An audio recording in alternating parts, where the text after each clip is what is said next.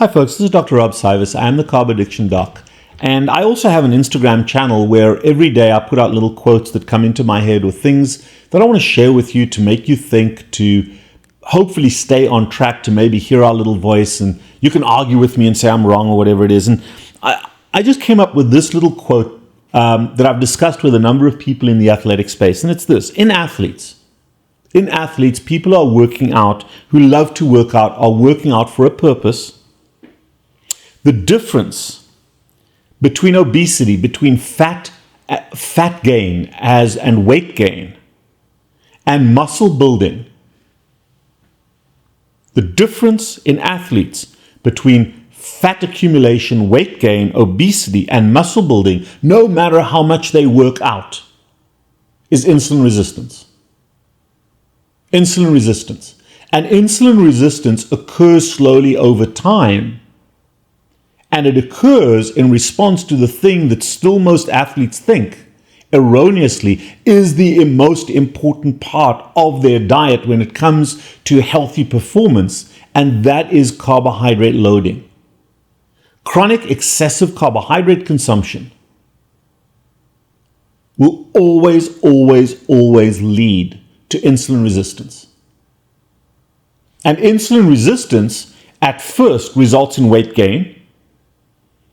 And then at some point, when your hyperinsulinemia, when your ability to produce insulin fails, it crosses over to diabetes. Now, you may say, well, look at me, I'm skinny, my BMI is 21 or 22, I'm an athlete, I run marathons, I don't care what you do with the carbohydrates that you burn off, but it's about the pathway of energy into your body. If you're eating a lot of carbohydrates, those carbohydrates go to your liver. The liver manufactures those into fat and into sugar. The sugar can get taken up by your muscles and used as sugar, and the rest goes to fat in your fat cells. And typically, if you're an athlete, running under adrenaline, running under cortisol, running under testosterone and growth hormone, that fat accumulation is central. It occurs where you can't see it. It occurs around your organs, it occurs around your belly, it occurs around your heart, it occurs centrally. And then what happens is you start, oh, I'm bloated. No, you're not bloated, you're fat. What happens is our bellies start to protrude a little bit. And you look at a lot of athletes in their late 30s, early 40s. They got the little belly. And what do athletes do when they start to see that they've got a little belly? Well, I'm supposed to be so fit. They work out more, they run longer. So you got these folks that are running 100 miles a week as part of being these supreme high-level athletes. And they're gaining the little belly, not in their 20s. But in their 30s and 40s. So what do athletes do? Oh, I need to run more. I've got to burn more calories. But in order to burn more calories, you've got to take in more. So you're eating more carbohydrates and you're trying to burn them off, but the belly's getting worse. The belly's getting worse. And soon you find, now I'm insulin resistant, now I've got diabetes. Very, very common for high-level athletes, whether these are NFL football players or runners or power lifters, to have that cardiovascular damage, to have that cancer, to have that fatty liver, to become obese when they quit athleticism because they're not burning off the calories, to have these diseases happen in their late 30s and early 40s, far earlier than it happens to non-athletes because of the error of carb loading. Carb loading may give you a brief early athletic performance benefit when you're in your teens and your 20s. But it's minor relative to running in ketosis or in fat. Because remember, folks, the human body is hormonally geared to always dealing with sugar first because sugar is so toxic. Sugar is toxic in any space it occurs. And if the human body is trying to get rid of the sugar, storing it as fat, using it up as glucose, it is not using the fat. The hormonal pathways are broken and your performance suffers.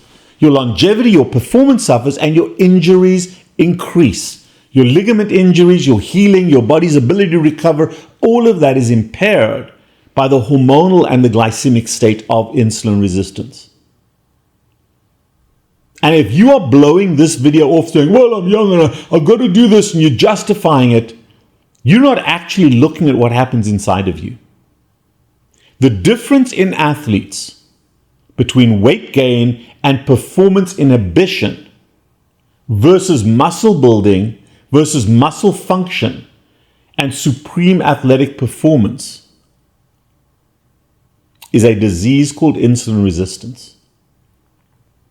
The more fat you eat, the more fat-protected protein you eat, the healthier you're going to be, because your muscle cells in particular, and this is where something called the Randall cycle, which is coming up in another video pretty soon, the Randall cycle plays an important part, is the human body, the cells of the human body, the heart, the diaphragm, the breathing muscles, and the skeletal muscles prefer fat as a fuel source. They prefer fat and ketones and medium-chain triglycerides as a fuel source over glucose. And the availability of fat in the muscles will always be preferentially selected over sugar unless the human body has to deal with an excess of sugar. Then the default is to have to deal with the sugar and not mobilize and have the fat and the ketones available, and you suffer, not only in terms of performance, but you suffer in terms of recovery, you suffer in terms of glycogen development in the cells, those muscle cells that are so precious. And not only that, that inflammation is going to cause disease down the road in your 40s and your 50s. And so how many athletes don't suffer in those age groups? We were supposed to live to 100. 50 is a very young age to have that arrhythmia, to have that cancer, or to blow up like a balloon when you quit exercising and burning off the calories. Be smart if you're a young athlete. Be smart. Slowly convert your body to being insulin sensitive and prioritizing ketones and fat and MCT, non-esterified fatty acids, and MCT, medium chain triglycerides, as your primary fuel source. It's fine to use sugar from time to time, but don't carb load, fat load. And the protein that comes along with that fat is going to be very musculoskeletally beneficial. But you don't want the protein to become sugar either.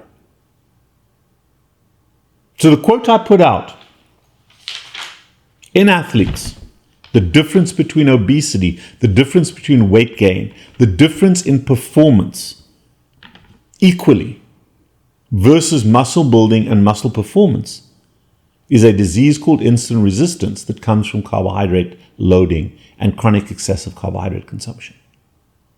Don't be fooled. Don't be fooled. IR is a performance decreaser. IR, insulin resistance, is a performance inhibitor in every single way. Bring it on. Let's go. Toe to toe. Come on, athletes. Challenge me on this one. I am the Carb Addiction Doc. Please, if you like this, leave a like, hit the like button. If you dislike it, hit the dislike button. Subscribe if you find there's benefit. But if I've made you think today, I've done my job. And if you like what we're talking about, if you want more of this, leave a comment. Say, hey, talk about this, talk about that, or you're full of shit about this. I'm fine with that. Let's argue. Let's discuss this in a civil way. In a civil way. And if you like our content, throw us $1 or $2 at our PayPal account or at our Patreon account. It helps to keep this content free.